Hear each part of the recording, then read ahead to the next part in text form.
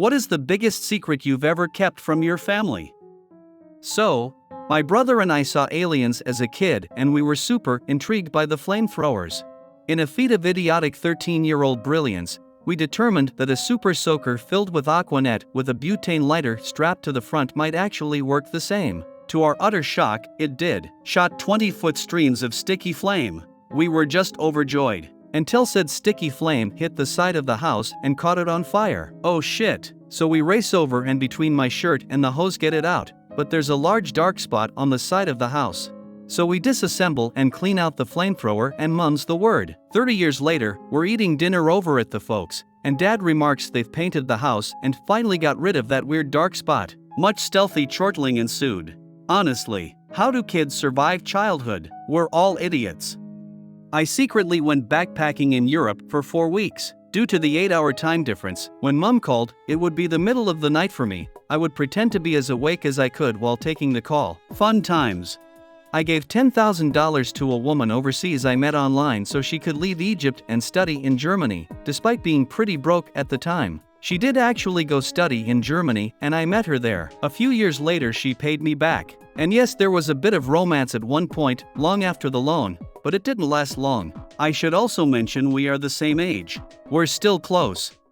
Okay, I've been wanting a thread to share this in for ages. So this is my secret with my mom and dad from everyone else in the family. My dad is married to another woman. Mom is single. Mom and dad, hard to actually call him that, have been having an affair for 30 plus years. Even their best friends don't know about it. I was an accident. Dad stepped out of picture because my parents didn't want me to know about the affair and who he was. At 15, when I was told who he was, and tried to act cool to not upset my mom, he came back into my mom's life, but absolutely not mine. I have 3 siblings who don't know I exist.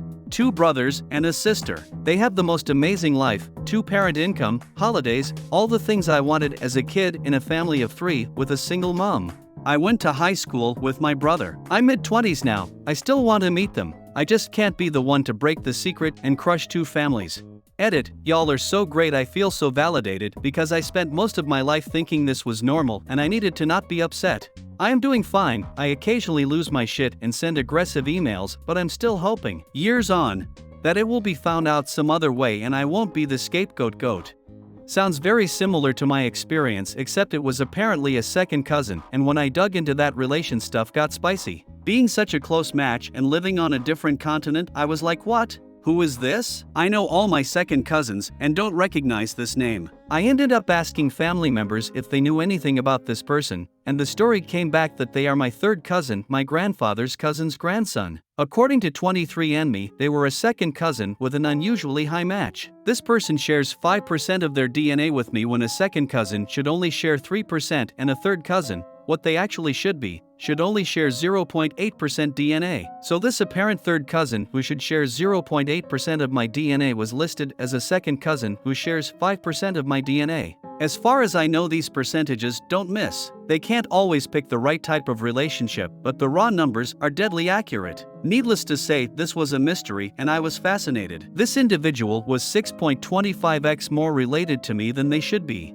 I began mateing out explanations to explain the discrepancy. I strongly wondered if my grandfather's cousin may actually be his biological sister, raised by her biological aunt/uncle. That theory proved to be impossible. I then considered/analyzed a number of other possible explanations, and all of them were impossible but one. My second cousin that I matched with on 23andMe is a descendant of incest. They're inbred. After eliminating all other options, the only plausible explanation remaining is that my second cousin's mother is the result of an incestuous conception between my grandfather's cousin and her father, grandfather's uncle. So that's how my boring-seeming 23andMe profile led me to figure out that my distant relative I'd never met or heard of and lives on the other side of the planet is inbred, and that my grandfather's uncle was most likely sexually abusing his own daughter. Bit of a yikes moment. I explained my discovery to my mother, grandfather's daughter, and she said, ooh, that actually makes sense based on stories I heard growing up. Maybe don't tell grandpa. He's old, he doesn't need the drama in his life.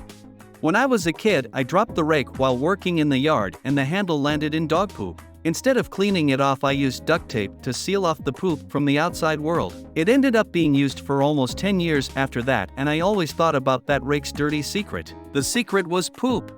About 13 years ago, I was informed that I had a daughter from my first serious relationship who was given up for adoption without my knowledge. Unbeknownst to her adoptive parents or her bio mom, she had the same heart defect I do. Mine wasn't found until I was about 26. She collapsed on a field at a park near where she lived in Massachusetts while playing soccer with other 7-year-olds. She passed away before they arrived at the hospital. Her bio mom, my ex, had kept in touch with the adoptive parents over the years, and our girl knew her as Aunt XXXX. She had even given the adoptive parents some pictures of us together and gave them the story that I was in prison for moving some serious weight and drugs, complete fabrication.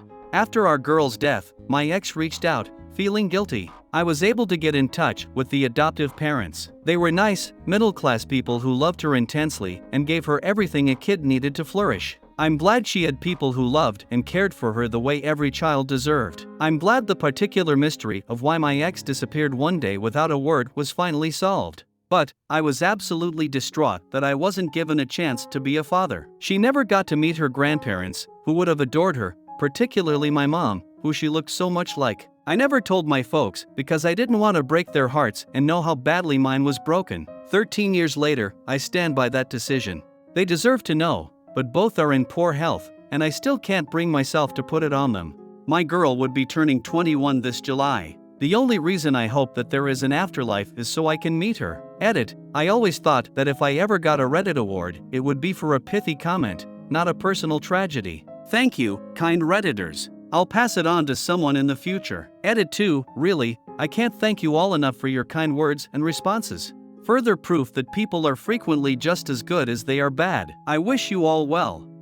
My suicide note was written on the wall of my closet for 4 years while I lived in that house. It said what you could find my body, why I chose to do what I did, and explained a rough last will and testament.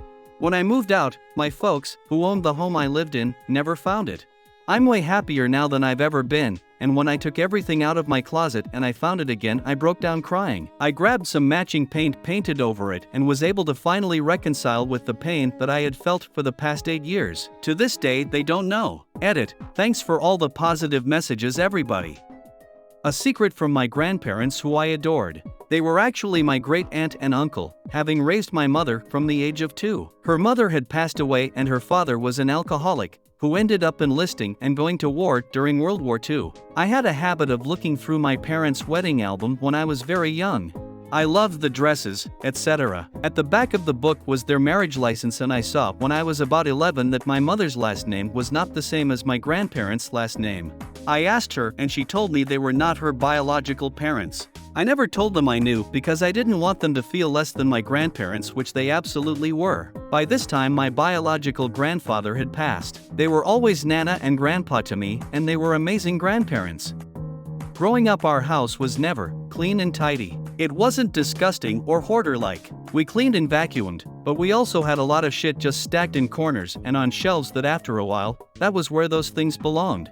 Because of this, we really didn't use the dining room as a dining room. The table was pushed up against the wall and was used as quasi-work desk/storage area. One day when I was like 10 or so, I was sitting at one of the chairs while on the phone with my mom. She had a habit of droning on and on and on. When I am bored, I fidget. I grabbed one of her lighters that was just laying around and I was lighting little bits of paper towel on fire. Nothing big, just enough to see the flame go, immediately consume the whole thing, and then go out and fall into her ashtray. Then I grabbed a full paper towel and lit it. The thing burned around so fast that it startled me and I dropped it on the carpet, where it very quickly burned/melted the cheap carpet on the floor in a very noticeable spot. I start freaking out and look over, and there was a box of cleaning solution. I grabbed some bleach hoping that it would bleach out the black burned mess and I could pass it off as I accidentally spilled it. Yeah, it just turned to beige carpet, a shade or orange with little burned carpet fibers. I opened every window I could and moved the box of cleaning supplies over the spot. Keep in mind I am doing all of this while still on the phone with my mom.